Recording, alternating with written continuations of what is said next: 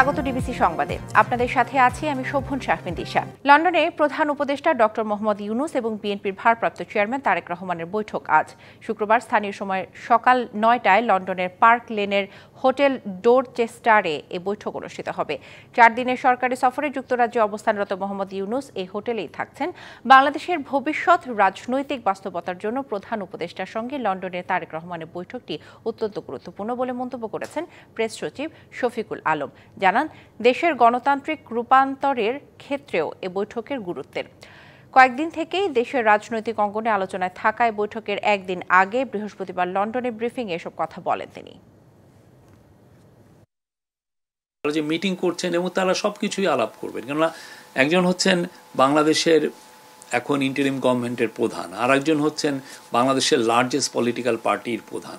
তো তারা দুইজনের মধ্যে আলোচনা হবে এবং তারা অনেকগুলো সবকিছু নিয়ে আলোচনা করবেন।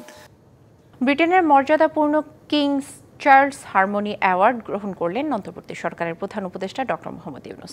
যুক্তরাজ্যের লন্ডনের সেন্ট জেমস প্যালেসে স্থানীয় সময় বৃহস্পতিবার এক অনুষ্ঠানে অধ্যাপক ইউনূসের হাতে অ্যাওয়ার্ড তুলে দেন ব্রিটিশ রাজা তৃতীয় চার্লস। প্রধান উপদেষ্টা প্রেস সচিব শফিকুল আলম বাসশোকে এই তথ্য নিশ্চিত করেন। বিশ্বব্যাপী শান্তি, স্থিতিশীলতা এবং পরিবেশ, প্রকৃতি ও মানুষের মধ্যে সমতা প্রতিষ্ঠার লক্ষ্যে আজীবন অবদানের স্বীকৃতি হিসেবে ব্রিটিশ রাজা তৃতীয় চার্লস প্রধান উপদেষ্টাকে সম্মাননার জন্য মনোনীত করেন। ঈদুল আজহার লম্বা ছুটি কাটিয়ে রাজধানীতে ফিরছেন কর্মজীবী মানুষ। এতে সড়ক এবং রেলপথে কিছুটা চাপ লক্ষ্য করা গেছে, তবে ফিরতি পথে যানজট না থাকায় নির্বিঘ্নেই ফিরছেন তারা। এ বিষয়ে আরও জানাতে কুমিল্লা এবং নরসিংদী থেকে যুক্ত হচ্ছেন আমাদের সহকর্মীরা। প্রথমে চলে যাব কুমিল্লায়, সেখানে আছেন আমাদের সহকর্মী নাসির উদ্দিন চৌধুরী। নাসির, ঢাকা চট্টগ্রাম মহাসড়কে যানবাহনের চাপ কেমন দেখছেন, বিস্তারিত জানাবেন আমাদের। ঢাকা চট্টগ্রাম মহাসড়কে ঈদে কর্মস্থলে ফেরা মানুষের যেই চাপ, সেই চাপ এখনো পর্যন্ত আমরা দেখিনি। ঢাকা চট্টগ্রাম মহাসড়কের কুমিল্লা অংশে আমরা যানবাহনের চাপও ওইভাবে দেখছি না। আমরা সকাল থেকে আমরা কুমিল্লা অংশের বিভিন্ন স্পটে যানজট প্রবণ এলাকাগুলো খবর নিয়ে দেখেছি, কোথাও কোনো যানজট সৃষ্টি হয়নি। তবে সাধারণ যাত্রীরা, কর্মস্থলে ফেরা যাত্রীরা নির্বিঘ্নে তারা কর্মস্থলে ফিরছেন এবং আমরা বিভিন্ন স্পটে ঘুরে দেখেছি যেখানে অতিরিক্ত ভাড়া বা অন্য কোনো সমস্যা যাত্রীরা পড়েনি, তারা নির্বিঘ্নে তাদের কর্মস্থলে ফিরতে শুরু করেছে। তবে আজ শুক্রবার হওয়াতে সকালে কিছুটা যাত্রীর চাপ কম এবং গাড়ির চাপও কম। তবে পরিবহন সংশ্লিষ্টরা যেটি জানিয়েছেন, বিকাল নাগাদ হয়তো যাত্রীদের এবং গাড়ির চাপ বাড়তে পারে। এদিকে হাই পুলিশ এবং অন্যান্য সংস্থা ঈদের যে প্রস্তুতি, গড়মুখো মানুষের যাওয়ার যে প্রস্তুতি ছিল এবং ফেরার সেই প্রস্তুতি নিয়ে তারা সড়কে দায়িত্ব পালন করছেন। তারা বলছেন যে ঈদুল আজহা ছুটিতে আসা যে লোকগুলো তারা বাড়িতে এসেছিল, গড়মুখো হয়েছিল, তারা আবার কর্মস্থলে ফেরার জন্য তারা যেন যানজট ছাড়া, কোনো রকম সমস্যা ছাড়াই যেন আবারও কর্মস্থলে ফিরতে পারে, সেই ধরনের প্রস্তুতি তারা নিয়ে রেখেছেন।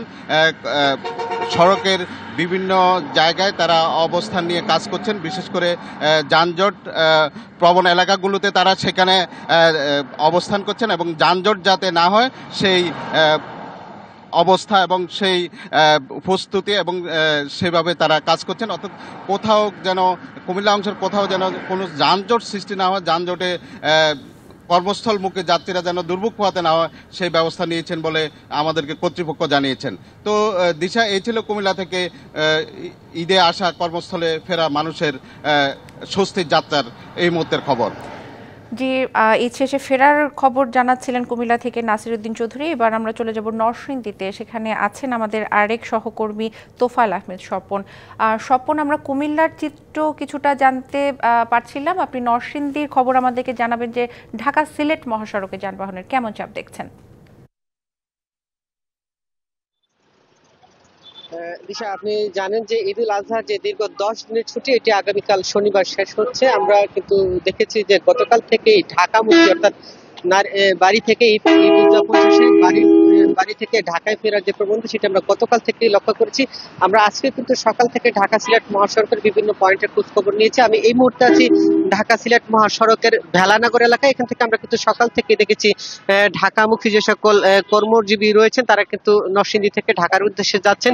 এছাড়া কিন্তু সিলেট থেকে ঢাকা অভিমুখে যে সকল মানুষজন রয়েছেন তারা কিন্তু তাদের কর্মের তাগিদে ঢাকায় ফিরে যাচ্ছেন। আমি কথা বলেছি এখানকার যাত্রী সাধারণের সাথে, তারা কিন্তু জানিয়েছেন যে ঢাকা খুব কাছে হওয়ায় নরসিংদী থেকে আসলে যেমন সিট অর্থাৎ আসন পাচ্ছেন না এখানকার যাত্রীরা, এবং আসন ছাড়াই কিন্তু তারা এখানে পরিবহনে চলাচল করছেন। যাত্রীরাও কিন্তু জানিয়েছেন যে আসলে যদিও কোনো দুর্ভোগ নেই, যানজট কিংবা হয়রানি না থাকলেও তারা আসন সীমিত এবং পরিবহনের সংখ্যাটা কিছুটা কম বলে তারা দাবি জানিয়েছেন। আমরা দেখেছি ঢাকা সিলেট মহাসড়কের নরসিংদীর 52 কিলোমিটার অংশে আপনার যানজট এবং শান্তিপূর্ণ এবং যাতায়াত নির্বিঘ্ন করতে জেলা পুলিশ, ট্রাফিক পুলিশ সহ কিন্তু নানামুখী ব্যবস্থা আমরা লক্ষ্য করেছি এবং যাত্রীরাও কিন্তু তাতে সন্তুষ্টি প্রকাশ করেছেন। তবে তাদের ধারণা যে আজ বিকাল নাগাদ, যেহেতু ঢাকার খুবই কাছে নরসিংদী জেলা, বিকাল নাগাদ যাত্রীরা আরো নরসিংদী থেকে ঢাকায় যাবেন, এটি কিন্তু আসলে তাদের প্রত্যাশা। আমরা তেমন যাত্রীদের কোনো অভিযোগ পাইনি এবং মহাসড়কে আমরা ঢাকা সিলেট মহাসড়কের 52 কিলোমিটার যে 6টি গুরুত্বপূর্ণ পয়েন্ট রয়েছে আমরা যানজট লক্ষ্য করিনি। তো ঢাকা সিলেট মহাসড়ক থেকে এই ছিল সর্বশেষ। দিশা। তোফায়েল, আপনাকে ধন্যবাদ।